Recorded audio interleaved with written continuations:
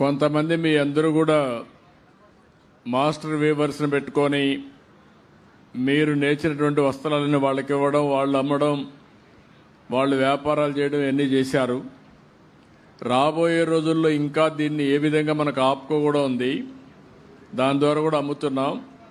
ఇంకా ఎఫెక్టివ్గా stream line చేయాల్సిన అవసరం ఉంది.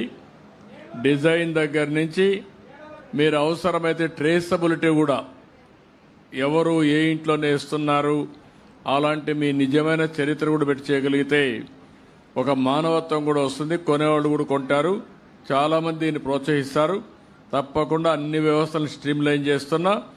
ఇందులో చేనేత కార్మికులను ప్రత్యేకంగా గుర్తుపెట్టుకుని ఆధునీకరించే బాధ్యత మేము తీసుకుంటామని మీకు హామీ ఇస్తున్నా. 100% మీ జీవన ప్రమాణాలు పెంచడానికి ఏమేం చేయాలనో అన్నీ చేస్తారని చెప్పి మీ అందరికి హామీ ఇస్తున్నా. థ్యాంక్ యూ అమ్మా.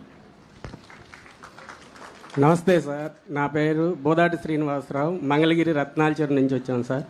మేము 33 సంవత్సరాల నుంచి పాత మొగ్గాల మీదే వర్క్ చేసుకుంటా ఉన్నాము. కొత్తగా మళ్ళీ ఏదన్నా డెవలప్మెంట్ పెరిగింది కాబట్టి మాకు ఏదన్నా కొత్తగా అవకాశం ఇస్తారని కోరుకుంటున్నాం సార్. అంటే ఏం చేస్తానంటావు? కొత్తగా మిషన్ ద్వారా అట్లా వస్తున్నాయి కదా, అట్లా ఏదన్నా అంటే పవర్ లూమ్స్కి వెళదామనా? కాదు సార్, మామూలుగా దీంట్లోనే స్టాండ్ మొగ్గం మీద మిషన్లో అవన్నీ వస్తున్నాయి కదా సార్. ఓకే, దాని గురించి సార్. నువ్వు ఆధునీకరణ ఇప్పుడే నేను చూశాను, కొంతవరకు ఇక్కడ చేశారు. ఇంకా దీంట్లో ఏమేమి ఇంప్రూవ్ చేయగలుగుతాం అన్నీ ఆలోచించి అందరినీ కూడా వ్యవస్థలో తీసుకురావడానికి ప్రయత్నం చేస్తాం. మోడర్నైజేషన్లో చాలా వరకు ఒకప్పుడైతే చాలా ఇబ్బందులు పడ్డాం. నేను చిన్నప్పటి నుంచి చూశాను. మామూలు గుంతలో కూర్చునేవాళ్ళు. ఆ గుంతలో అయితే వర్షాలు వచ్చిన తర్వాత 3 నెలలు ఆ గుంతలో నీళ్లుంటాయి. ఆ నీళ్లుంటే దానివల్ల అవన్నీ తీసినా కూడా మళ్ళా అది ఎండాలంటే ఇంకొక 2-3 నెలలు పట్టేది. దానికి ఆ రోజు కూడా నేను ఆలోచించింది, అందరికి 25 కేజీల బియ్యం ఇస్తే మీకు ప్రత్యేకంగా 50 కేజీల బియ్యం ఇచ్చి మిమ్మల్ని ఆదుకున్న ప్రభుత్వం ఆ రోజులోనే తెలుగుదేశం ప్రభుత్వం. అంతేకాకుండా ఆ మగ్గాలు బాగా చెడిపోతాయి, దానికి కూడా డబ్బులు ఇచ్చాం. అక్కడి నుంచి మోడర్నైజేషన్ దిశగా తీసుకొచ్చాం. మీరు చెప్పినట్టన్నీ నాకు గుర్తున్నాయి. అందరికంటే ఎక్కువ ఆదరించింది చేనేత కార్మికులు తెలుగుదేశం పార్టీ అనేది నాకు ఎప్పుడూ గుర్తుంటుంది.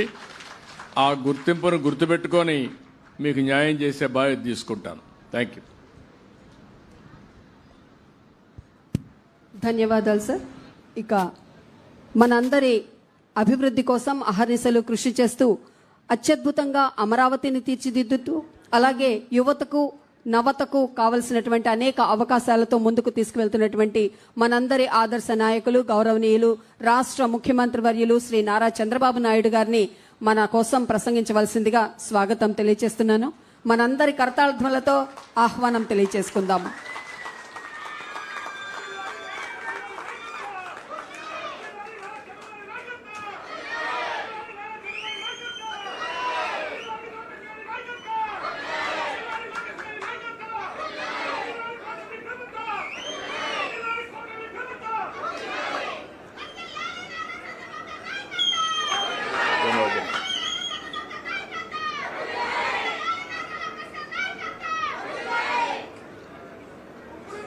సభకు అందరికీ నమస్కారాలు. గౌరవ మంత్రివర్యులు లోకేష్ గారు, సబిత గారు, ఈరోజు అడ్వైజరీగా పనిచేస్తున్నటువంటి గౌరవనీయురాలు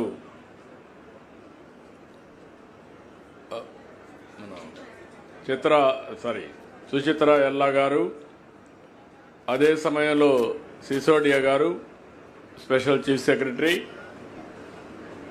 ఈ కార్యక్రమానికి వచ్చిన సోదరి సోదరులందరికీ ప్రత్యేకంగా